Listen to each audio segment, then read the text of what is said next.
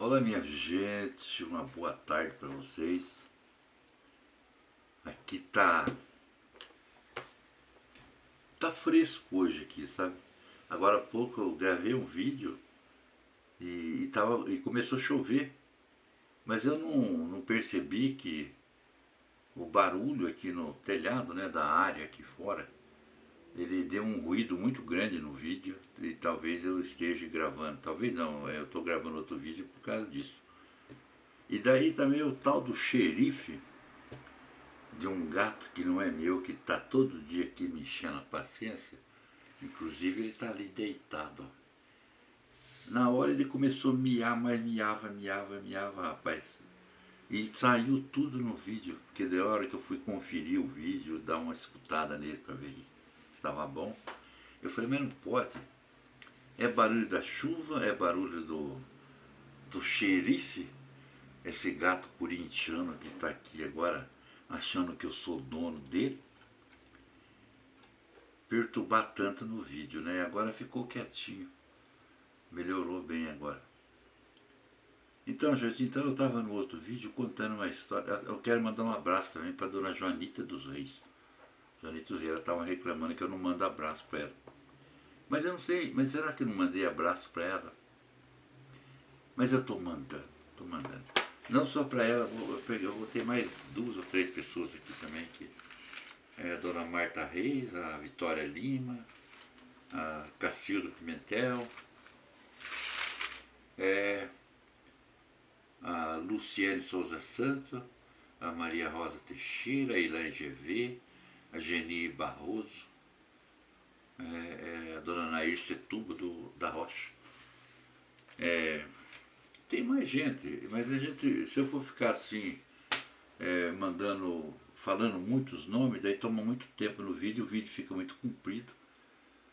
E eu sei que as pessoas não gostam de ficar vendo vídeo muito comprido. Mas hoje vocês vão escutar, porque eu tenho 2 histórias, pequenas histórias, interessantes tanto são interessantes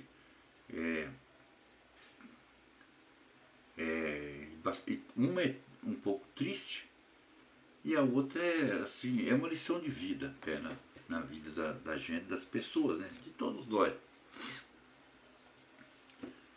E o cafezinho das 3, que já é 5, quase da tarde.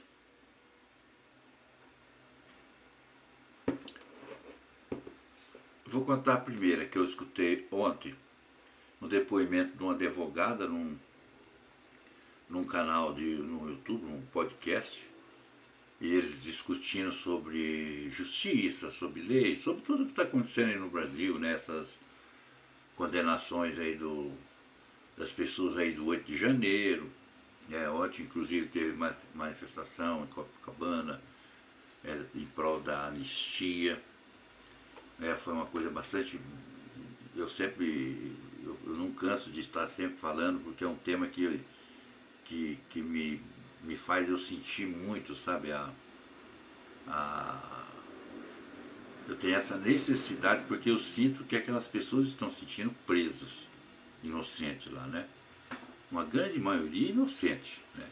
Outras fizeram lá seus quebra-quebra lá dentro das repartições, mas também não poderia ser tão contundente e severo as penas que estão recebendo, que são de 17 anos de prisão, enquanto que a gente vê todas aquelas pessoas, eu já falei não sei quantas vezes, da Lava Jato, do Mensalão, gente corrupta, né? Gente presa de 400 anos solta, gente, gastando o dinheirinho do brasileiro, da corrupção, né? Enfim, que você vê todos eles sendo soltos todos os dias e prendendo pessoas simples, comuns, pessoas que nunca tiveram uma ficha suja. Então a gente tem que estar participando disso.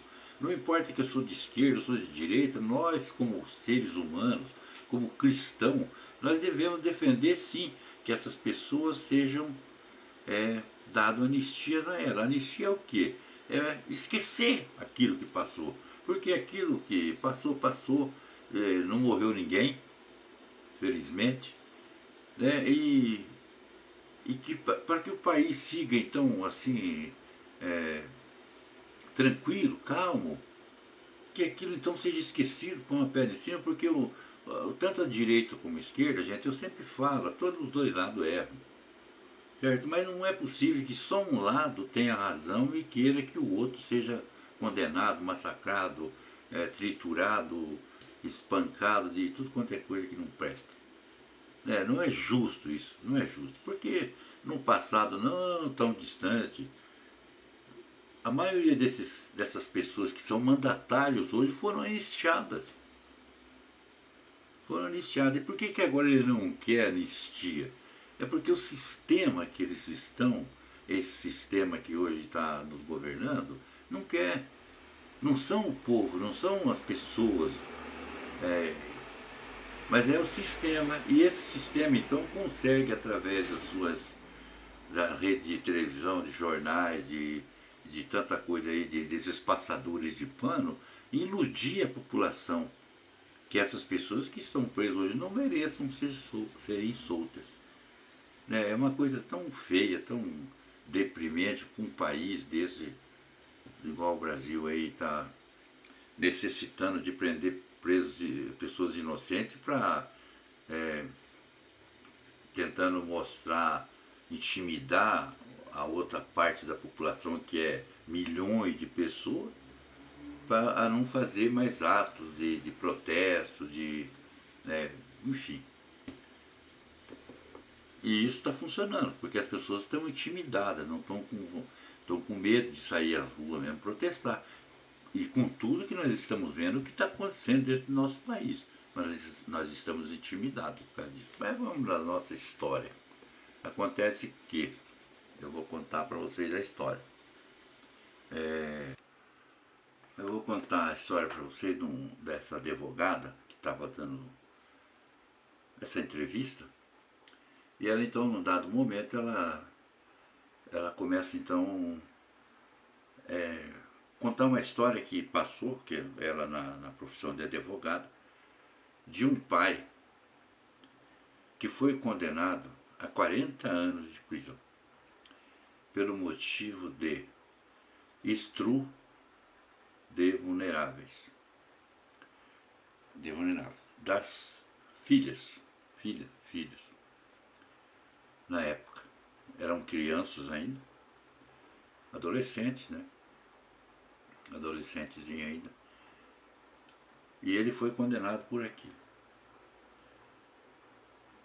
E ela continuou com a sua narrativa, narrando a história.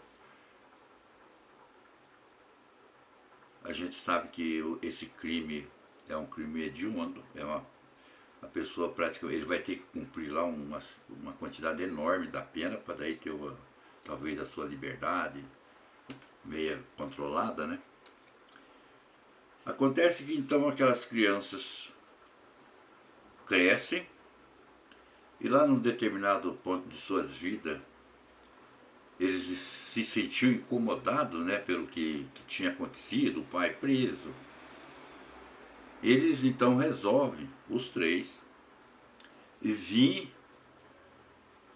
através de um advogado e eles tentam então reverter aquele acontecido que que o pai tinha sido condenado. Eles vêm numa delegacia para dar novos depoimentos sobre aquele fato acontecido há muitos anos atrás já, porque eles já estavam de maiores já.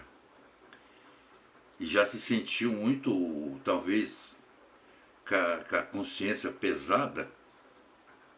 Eles vêm então e contam outra versão da história, que quando eles são inquiridos a contar a verdade, o fato que ele os levou a vir, né, com a sua consciência pesada a contar, eles então dão o depoimento deles contando que na época que houve aquele crime que eles tinham contado para a polícia, tudo, que daí foi a julgamento, o pai foi condenado, eles mentiram.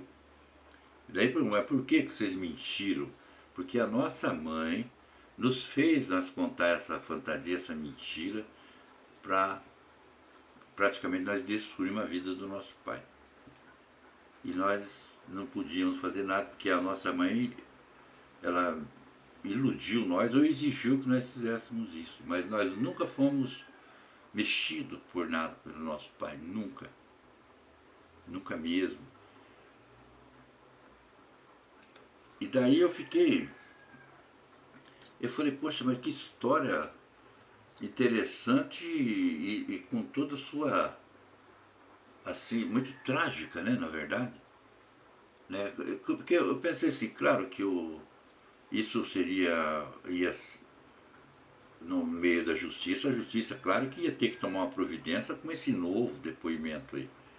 Mas então tá, eu não sei se, com certeza foi tomada essa providência, porque na verdade ela conta esse fato fazendo uma alusão a outros fatos que estão acontecendo, conforme está acontecendo todos os dias, nós vemos muitas coisas erradas aí, de condenação, de descondenação. Agora eu pergunto para vocês, gente, se essa pessoa que estava presa já há muitos anos recebe então a liberdade dele de novo, porque foi tirada injustamente na época, né, por uma mentira, porque a mentira sempre vem e fala para você que a mentira faz parte da vida das pessoas, infelizmente, mas que a verdade sempre ela vai imperar, e para ele veio a justiça. Agora eu pergunto para você, esse pai será que perdoaria os filhos que participaram dessa tramóia, dessa injustiça, ao sair da cadeia de novo? Essa mulher que iludiu os filhos pequenos, será que ela ia pagar algum preço por isso diante da justiça também? Porque ela mentiu e ainda mentindo ela induziu crianças no meio. Então eu não fiquei sabendo do final disso aí. Mas simplesmente o fato da, da gente respeitar e quer que todas as pessoas que cometem esse tipo de atitude, desse ato tão maligno que é o estupro, pior, né? A gente quer que a pessoa seja condenada até a pena muito maior do que isso daí.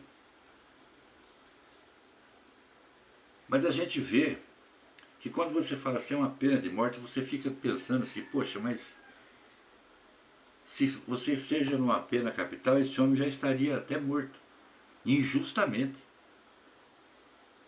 Então, quando você pensa numa pena muito grande, você também tem que parar um pouquinho, voltar atrás e falar, pô, mas e se fosse eu, se fosse alguém da minha família que tivesse sido preso injustamente, como tem um monte de gente preso no 8 de janeiro, injustamente.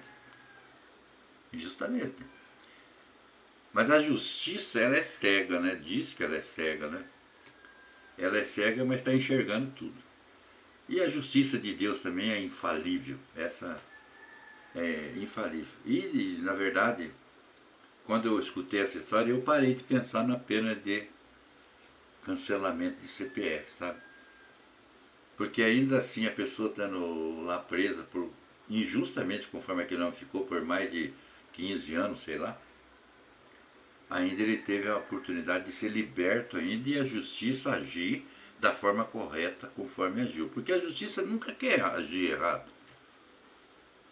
São as pessoas que manipulam a justiça para agir errado, não é a justiça. Porque a justiça está dentro da nossa Constituição, né? E ela deve ser respeitada. Mas, porém, contudo, todavia, existem as pessoas que agem dentro da justiça, mas achando as filigranas para poder desviar do que está escrito, do que é a lei, dos seus parágrafos, né, de tudo. É isso aí. Agora, a pergunta que eu quero dizer para vocês é o seguinte: você perdoaria os seus filhos ao sair da cadeia por aquele ato tão injusto que eles cometeram? Quando crianças, é claro. Fica essa pergunta aí. A outra historinha que eu vi também interessante, que eu vou contar para vocês, é o seguinte: vocês também devem ter ouvido falar muito, gente, naquele, naquele jogador brasileiro. A vida dele ele jogou mais na Europa. Ele é conhecido internacionalmente porque ele jogou muito na seleção, que é o tal, a pessoa chamada Davi Luiz. Ele era um zagueiro, para quem é esportivo, esportista sabe. E que fez um enorme sucesso na Europa, se não me engano na Espanha, na Itália, na Europa. Né? Ficou milionário lá por merecimento, porque é uma pessoa de muito caráter, enfim, pessoa muito comprometida com a sua profissão, pessoa do bem mesmo. Então lá ele, agora não sei que tempo foi esse, e ele tinha um amigo aqui no Brasil que era um jogador também, um jovem jogador que foi comprado por um time lá da Europa. E ele era amigo desse rapaz que estava indo para a Europa. Então eles tinham muito contato, ele lá na Europa, o outro aqui no Brasil, mas quando então esse jogador vai para a Europa também, lá ele então encontra quem? O melhor amigo dele, é claro, sempre foi o Davi Luiz, e ele chega lá, então ele é recepcionado pelo Davi Luiz com todas as pompas e educação desse grande homem, Davi Luiz, jogador de futebol. Já com a sua vida já resolvida futebolisticamente, profissionalmente, né? E ele então começa a jogar futebol, né? Já começa também com o seu sucesso, né? Começa a ganhar bastante, já. E ele sempre está visitando o Davi Luiz, quando de repente ele resolve, vai um dia na casa do Davi Luiz, visitar o Davi Luiz, como ele sempre fazia. Chega lá e começa a falar, olha, eu comprei um carro, um Porsche, ou uma BMW, eu não me lembro bem o carro.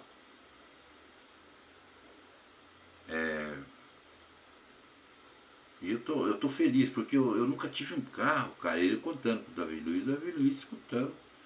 Você sabe que eu gosto de carro, e eu peguei e fiz o pedido já na empresa lá que vende carro, na agência lá. E vou pegar esse carro na semana que vem. Daí o Davi Luiz levantou de repente assim e falou para ele, viu, fulano, eu gostaria que eu fosse embora. Falei assim, ah, mas por quê? Eu falei, não, vai embora, vai embora. Eu acho que você não deveria comprar esse carro. Mas por quê? Eu gosto de carro, pô, esse carro é bom, é caro, é um carro. Né, eu nunca tive um carro desse, rapaz. E agora estou ganhando bem. Não, mas vai embora. Vai embora. E outra coisa, eu vou te pedir para você não venha mais na minha casa. Poxa, aquele jogador novo então ficou todo decepcionado, todo triste, falou, puta merda, o cara me mandando embora da casa dele. E o Davi Luiz então, rispidamente, ele sai também da sala que eles estavam e vai pro quarto dele, do apartamento dele lá, de condomínio de luxo lá que ele mora. E o rapaz então se vê sem letra, sem documento e vai embora também. Vai embora e ele ficou, passou uma semana, o carro já estava lá para ele pegar, ele pega, então ele, de repente aquilo ficou na cabeça dele, falou, pô, mas por que o cara me mandou embora da casa dele? Só porque eu vou comprar um carro, eu posso. Eu sou de maior, eu já tenho a minha vida agora aqui, jogando bola, estou indo bem. Ele pega e bate na cabeça dele assim de repente e fala, sabe por que eu não vou comprar esse carro? Não vou comprar. Pegou, ligou na agência e falou, olha, vocês cancelam aí que eu não quero comprar esse carro mais, eu não vou comprar carro, vou aguardar mais um pouco. Não, mas você já pediu, tá tudo aqui, tá tudo certo, você tem que vir pegar ele, não sei o que. Não, eu não quero, não vou querer. Não vou querer mais, resolvido não querer. E daí passou alguns dias, ele falou, pô, ele estava sentindo falta de conversar com o amigo dele, porque ele era praticamente o único amigo que ele tinha naquele lugar que eles estavam lá, né? E ele falou, pô, eu vou lá de volta. Vou lá de volta. Pegou e voltou na casa do Davi Luiz, chegou lá na entrada, pediu para falar, eu quero ir no apartamento do meu amigo Davi Luiz. O cara falou, eu vou ligar lá para ele então que você vai subir. Ele falou, não, não ligue, porque senão ele não vai me receber. Né? Ele está com raiva de mim, não sei porquê, mas eu quero saber hoje, eu vim aqui, eu preciso dele, ele é meu amigo. Tudo bem. Ele pega e sobe, bate na porta, o cara vem atender ele falou, daí, entra. Ele entrou. O que você quer? Ele já ficou assim, né? Falou, pô, o cara nem mandou eu sentar para conversar, o que eu quero? Não, eu quero conversar com você. Eu resolvi de não comprar aquele carro, me deu na cabeça de não comprar. Ah, é? Vem aqui pra cá então, sente aí. Sentar lá no sofá, começaram a conversar. E daí o rapaz, então, assim, curioso, falou, pô, Davi, aquele dia eu falei pra você, estava alegre, feliz de comprar aquele carro, aquela BMW, aquele Porsche, e você foi contra e mandou eu embora, rapaz. Eu fiquei com uma vergonha desgranhenta. Por quê? Me explica por quê. O Davi Luiz falou, vou te explicar. Vou te explicar. Você quando chegou aqui, você lembra que você me falou que você tinha uma casa no Brasil e que ela estava sem terminar? Lembro. Falei, então tá. É por isso. Porque você não. Você tem muitas coisas para você fazer no Brasil antes de você comprar um Porsche aqui. Um carrão para você sair bonito, passeando. Você se esqueceu disso? Ele falou, mas eu tenho a casa para terminar. Ele falou, não, você tem muito mais do que a casa para terminar.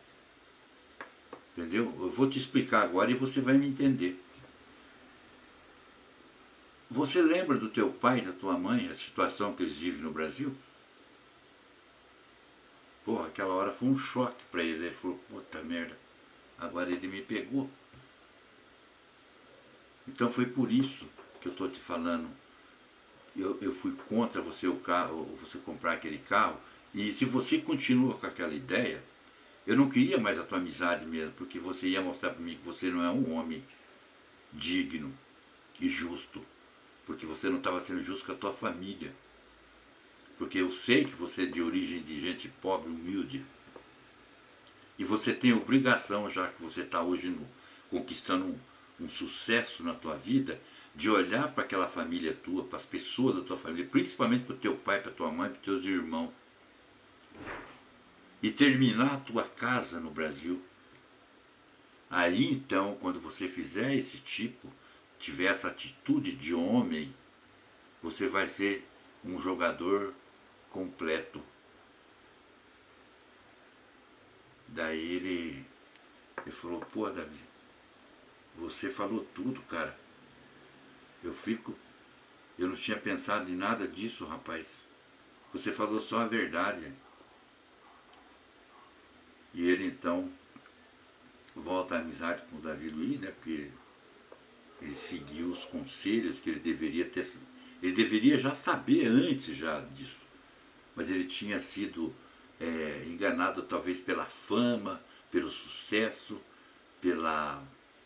pelo glamour, né, do que estava acontecendo na vida dele, e esquecia das origens dele, de gente humilde, pobre, e que ainda estava aqui no Brasil da mesma situação, praticamente. Por isso que Davi Luiz cobrou dele. Olha para você ver que cara super. E que amigo, né? Isso sim, a gente pode falar assim, pô, esse cara é amigo mesmo. Né? De alertar aquele jovem para o passado dele, o que tinha acontecido, o que ele deveria fazer e como ele deveria se comportar e se conduzir na vida dele, que estava cheia de muitas promessas, claro, por Deus, dele ter um sucesso financeiro na vida dele, mas que ele não deveria nunca esquecer as origens dele. As origens dele. E também muito menos da sua religião. Porque o Davi Luiz eu não sei, mas para mim que ele é evangélico, se eu não me engano, no mínimo ele é evangélico, ou católico, mas eu acho que é evangélico. Eu achei muito bonita essa história e quis contar para vocês da minha forma, do jeito mais simples. que eu escutei. Talvez eu tenha falhado em algum momento, em alguma coisa, mas o, o, o esqueleto da história é essa aí. A moral da história é essa daí. Você não esquecer das suas origens, das pessoas que você ama de verdade e que ficaram lá atrás, mas você não pode esquecer. Porque quando você tem condição de ajudar um ser humano, principalmente da sua família, você tem que ajudar sim. Tem que ajudar sim. E quem tem que perceber isso é você mesmo.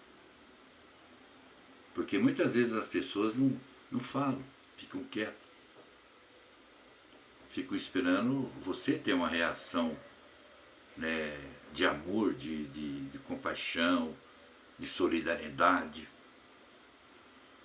E as pessoas não falam, porque tem vergonha, né? Vou ficar pedindo, vou ficar. Não, não vou. É o Davi que tem que me dar. Mas ele deu, né, para a família dele. Forte abraço, beijo no coração. Quem sabe nós voltamos mais tarde, um pouquinho. Eu tenho uma garrafa de café quase cheia para mim tomar ali ainda. E muitas ideias, né? Tá certo, gente? Forte abraço.